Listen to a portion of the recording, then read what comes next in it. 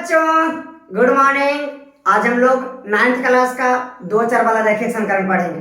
ठीक है, आइए सबसे पहले हम लोग देख लेते हैं कि चर किसे कहते हैं और अचर किसे कहते हैं। देखिए, हमारे पास जो अक्षर होते हैं ना, उन्हें चर कहा जाता है। जैसे एक्स, वाई, जेड, ए, बी, सी डॉट डॉट। और जो संख्याएं होती है उन्हें हम अचर कहते हैं, अर्थात अचर के रूप में हम ट्रीट करते हैं। जैसे 1, 2, 3, 100, 1000, 5000 इत्यादि। अब हम लोग दो चर वाले रैखिक समीकरण की परिभाषा देते हैं। देखिए, एक चर वाला रैखिक समीकरण और दो चर वाला रैखिक समीकरण। अभी हम लोगों ने देखा बच्चों कि जो अक्षर होता है एक्स, वाई, जेड, उसे हम चर कहते हैं, और जो संख्याएं होती है जैसे 1, 2, 3, 4, 5 कोई भी संख्या, उसे हम अचर कहते हैं। तो देखिए, ए एक्स प्लस बी बराबर 0। इसमें देखिए अक्षर कितने हैं? 3 है। ए है, एक्स है, बी है, तो ये 3 चर के समीकरण हो गए। A x plus b y plus c बराबर 0।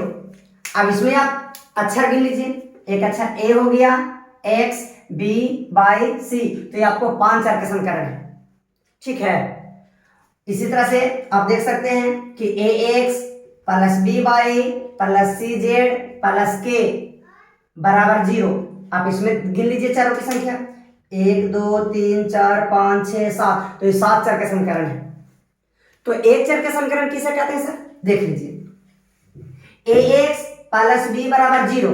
यदि इस समीकरण में हम ए मान ले कि ए और बी हमारे पास यदि संख्या हो, और मतलब वास्तविक संख्या, तो आप देख लीजिए ये एक चर के समीकरण हो गए।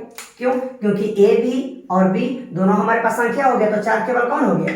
एक्स, तो हो गया एक चर के समीकरण। एग्जांपल देख लीजिए, 7x प्लस 8 बराबर 0। अब देख लीजिए 7 संख्या है, 8 संख्या है, केवल 4 कौन है? अक्षर आपको एक्स है, तो हो गया 4 के चर के समीकरण हो गया एक चर के। इसी प्रकार के एग्जांपल और देख लीजिए, जैसे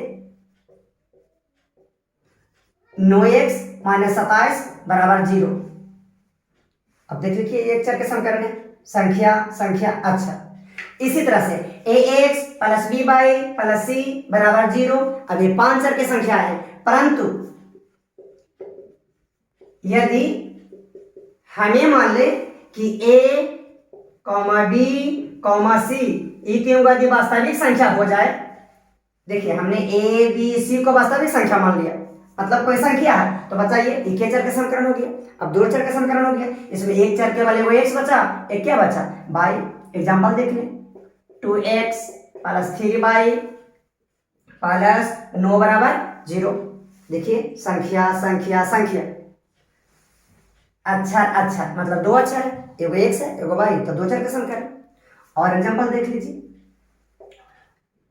माइनस का 7x माइनस का 9y माइनस का 20 बराबर 0।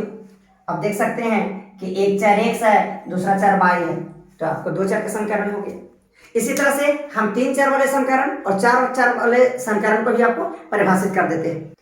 अब हम लोग 3 चर वाला और 4 चर वाला रैखिक समीकरण किसे कहते हैं ये बताते हैं। आइए देखिए, a x plus b y plus c z plus k बराबर 0।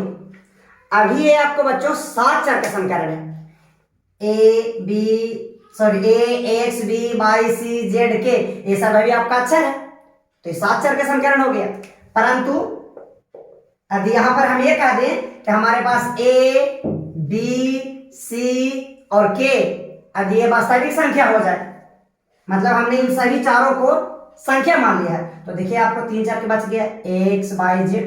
एग्जांपल देख लीजिए, 2x plus 3y plus 6z plus 9 बराबर 0। अब देख लीजिए संख्या संख्या संख्या संख्या हो गया, अक्षर देख लीजिए x y z, तो 3 चर के समीकरण हो गए। इसी तरह से 4 चर के समीकरण, ax plus by plus cz plus और के प्लस m बराबर 0। अभी तो ये है आपको दो, दो चार, दो छः, दो आठ, एक 9 चर के समीकरण है। हमें इसे बनाना क्या चार के समीकरण है? 4 चर के समीकरण है। तो 4 चर के समीकरण बनाना है तो इसमें 4 को 4 मानेंगे, सॉरी 4 ही 4 होना चाहिए, बाकी सबको संख्या मान लेंगे।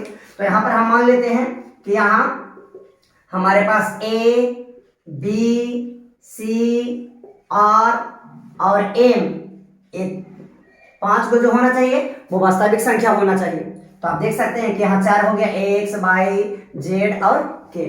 एग्जाम्पल के लिए 5x plus 6y plus 7z 8k 20 बराबर 0। अब देख लीजिए 4, 1 2 3 4, तो 4 का समीकरण हो गया। और एग्जाम्पल देख लीजिए 9x माइनस 3y माइनस का 5z प्लस का 9k माइनस का 20 बराबर 0। इसमें चारों की संख्या बात करें तो 1 2 3 4 और 4 के समीकरण हो गया, 4 ही 4 है। अब हम लोग बात कर लेते हैं कि देखिए हमने देखा बच्चों कि 1 4 वाला रेखीय समीकरण किसे कहते हैं? तो ax प्लस b बराबर 0, इस रूप में कोई भी समीकरण को हम 1 4 वाला समीकरण कहेंगे, परंतु a b c a आपके वास्तविक संख्या होना चाहिए। 2 4 वाला समीकरण, तो 2 4 वाला समीकरण किसको कहते हैं?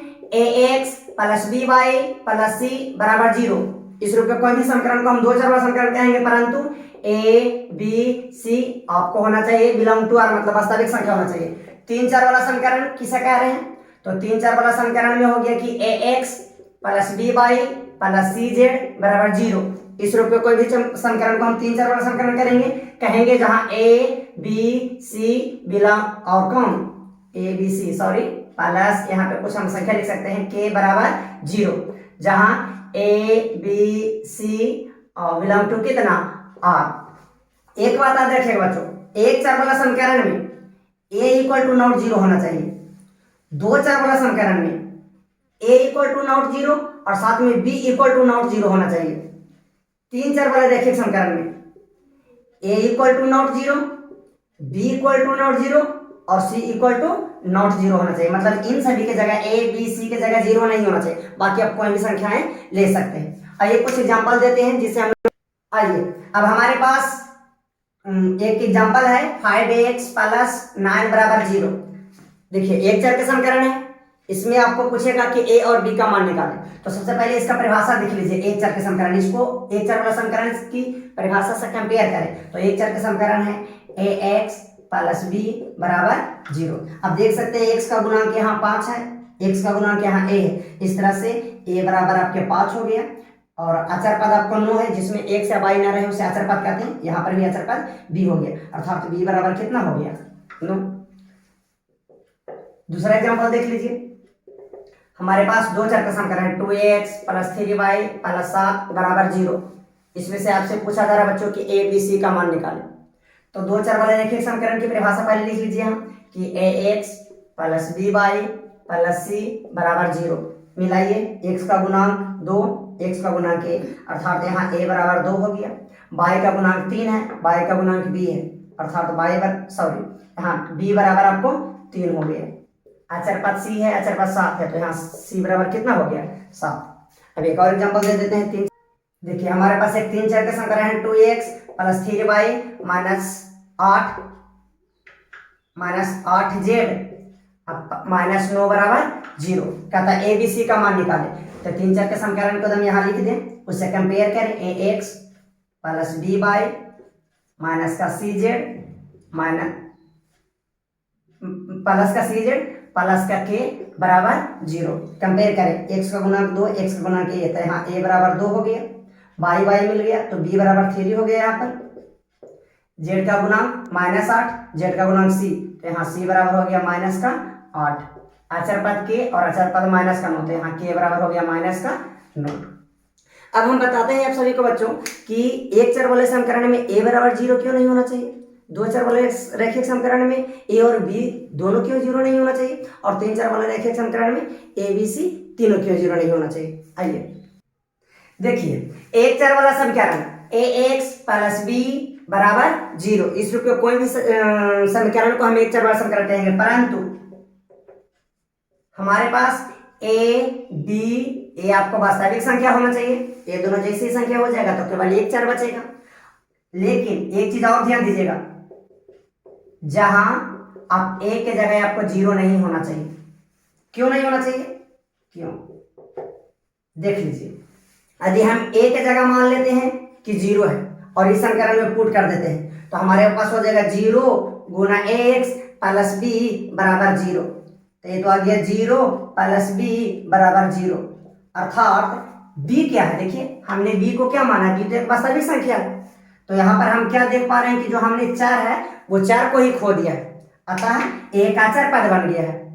एक चर के समीकरण नहीं है, इसीलिए हम ए के जगह 0 नहीं ले सकते। हाँ, बी के जगह हम 0 ले सकते हैं। चलिए बी के जगह भी हम 0 ले लें तो क्या होता है, ले लीजिए ए एक्स प्लस 0 बराबर 0। आप अभी भी देख सकते हैं कि हमारे पास एक चर बचा हुआ है एक्स, ये वास्तविक संख्या है लेकिन अभी भी एक चर है एक।